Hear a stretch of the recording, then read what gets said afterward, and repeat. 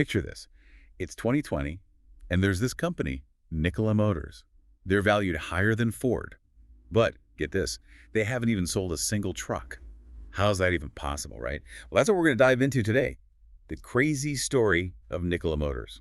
And its founder, Trevor Milton, quite the character. It's a story about investor psychology and how hype can make people forget about, actual products and revenue and all that. It's a wild case study for sure. Yeah. We're going deep with the ColdFusion video. How to lie your way to $34 billion. To really break it down. So before the trucks, before the billions, who was Trevor Milton? Milton's story is really interesting, a study in contrasts, you could say. His early life was tough. Like, he lost his mom when he was only 14. He started college, wanted to go into sales and marketing, but then dropped out after one semester. This urge to be an entrepreneur right away kind of set the stage for his whole career. Okay, let's talk about that pattern a bit. Yeah. First venture was selling a security alarm company. Seemed successful at first, right? Yeah, he sold the company for a good amount of money. But even then, there were already accusations. The buyer said Milton inflated the company's potential. Basically, they said they lost money because of him. And, get this, there were claims that Milton even shorted his own business partner during that sale. Wow, not exactly starting off on the right foot. So even in his 20s, we see this pattern of overpromising and, well, let's just say creative dealings. Exactly. And it gets even more obvious with his next move. Milton starts a website to sell used cars. But then he pivots again. This time, it's alternative fuel vehicles with a company called D-Hybrid. And D-Hybrid was all about converting diesel engines to run on compressed natural gas, CNG, right? That was a pretty hot concept back then. It was a good idea. CNG was, and still is, a good alternative to diesel. Cleaner, cheaper, safer. But, like in a lot of these stories, the problem wasn't the idea, it was the execution. Oh, and the ethics of the people in charge. So what happened with D-Hybrid? Did they actually get any trucks on the road? They did, but it wasn't smooth sailing. D-Hybrid got a $2 million investment from Swift Transportation. They're a big trucking company. The deal was to convert 10 of their trucks to CNG, just a trial run. If it worked, they'd convert 800 more. And this is where it gets interesting. I'm already bracing myself. You should be. Swift Transportation filed a lawsuit in 2012. They told a completely different story. They said they only got 5 trucks total, and the ones they did get, full of technical problems. The lawsuit also said that Milton used company money for his own personal stuff, over-promising and under-delivering again.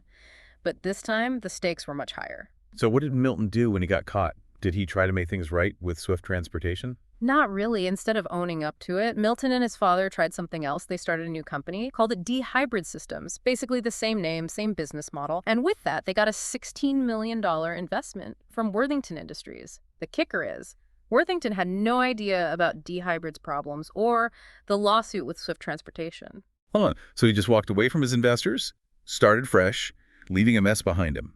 That's something else.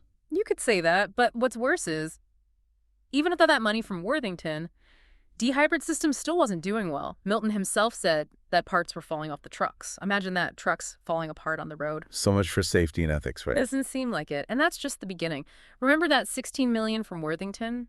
While they were trying to fix that mess, Milton had already moved on to his biggest gamble yet. This is where Nikola Motors comes in, right? Yes. The hydrogen-powered truck revolution. Exactly. In 2014, Milton starts Nikola Motors, aims right for the trillion-dollar trucking industry, and he goes all out. In 2016, he unveils the Nikola One, a super sleek, futuristic, hydrogen-powered semi-truck. The event was a huge spectacle. Milton promised everything, a 1,000-mile range, 15-minute refueling time, a truck that would run on hydrogen and crush diesel. It was a captivating vision of the future. Investors were hooked. It does sound a bit too good to be true. Was this miracle truck everything it was hyped up to be? That's the million-dollar question, isn't it? Turns out the prototype they showed off was basically just a fancy prop. You're kidding. I wish I was. Later, reports came out that the truck was missing important parts, couldn't even drive on its own. And that impressive presentation, it was powered by a hidden power source. Oh, and the design for this revolutionary truck. Rumor has it they bought it for a few $1,000s from a designer in Croatia. So we've got a fake prototype, misleading claims, and a design that was, shall we say, borrowed. Yet this company is about to be valued higher than Ford. There's got to be more to the story. Oh, there's plenty more. Yeah. And this is where things go from crazy to unbelievable. Get ready for it, because Milton was just getting warmed up. Okay, so we've got this non-functional prototype, borrowed designs, hype, the whole 9 yards. What does Milton do next? So you know how Nikola was all about CNG at first? Well, get ready for this. They switched to hydrogen fuel cell technology. Wait, what? They completely changed their technology after all that trouble with CNG. Risky doesn't even begin to cover it. Even people inside Nikola were surprised. But of course, Milton spins it as a stroke of genius. Starts talking about this hydrogen-fueled future, with Nikola leading the way. And I'm sure he made some big promises, right? What was he selling this time? Oh, you know the usual. Hydrogen-powered trucks with crazy range, partnerships with big names like Bosch. And this is the best part. A nationwide network of hydrogen fueling stations. Wait a minute. You can't just create a network of hydrogen fueling stations overnight. Exactly. It takes a ton of infrastructure, technology, money, the whole shebang. So who was supposed to be in charge of this massive project for Nikola? Get this. A former golf club manager. You've got to be kidding me. This is getting ridiculous. Did anyone even bother to check this company out? Questionable practices, a fake prototype, a sudden tech switch, and leadership with, well, interesting experience. How did investors fall for this? That's the power of a good story, especially in the tech world. Milton knew how to tell a story. He knew how to appeal to investors' hopes and fears. He painted this picture of the future. Climate change is a huge problem. Diesel is the bad guy. And Nikola is the hero, here to save the day. Investors, especially those looking for the next big thing, they ate it up. So it was all about the dream, even if it was built on, well, nothing. Pretty much. But Yeah. then it gets even crazier. In late 2019, Milton starts tweeting. He's hinting at a huge announcement, bigger than anything Nikola has ever done. Something that will change the world, he says. Here we go again. What was this earth-shattering news? Brace yourself. Milton announces that Nikola has revolutionized battery technology. He's kidding. I wish I was. He claimed they created this amazing new battery, smaller, lighter, more powerful, cheaper than anything else. He even said it could power a Tesla Model S for 600 miles. Wait a minute. This sounds familiar. Big promises, groundbreaking technology, the potential to disrupt the entire industry. You're catching on. Just like those hydrogen-powered trucks, this so-called revolutionary battery was all smoke and mirrors. So where did this miracle battery come from? Did Nikola even have battery experts? That's the million-dollar question. Remember Zapco? The company Milton bought for $56 million. Yeah, what about them? That's where this miracle battery came from. Oh, no. Zapco's technology wasn't just bad. It basically didn't exist. No patents, no working prototypes, just hype. And to make things worse, Zapco's founder had a history of shady deals. He even scammed NASA a few months before Nikola bought them. Are you serious? Nikola bought a company for millions of dollars, a company that was essentially a fraud, run by a guy who had already scammed NASA, and they thought they could get away with it. The audacity is almost impressive. But here's the kicker. Despite all of this, the hype kept going. Milton kept tweeting about this fake battery, and investors, afraid of missing out on the next Tesla, kept throwing money at Nikola. This is unbelievable. It gets better. In June 2020, despite everything, Nikola goes public. You're kidding. This company, built on nothing but hype, became a publicly traded company. Yep. So what happened next? You're not going to believe this. The market went nuts. Nikola's stock price went through the roof. Within a week of going public, their market cap, the total value of all their stock, it was more than Ford's.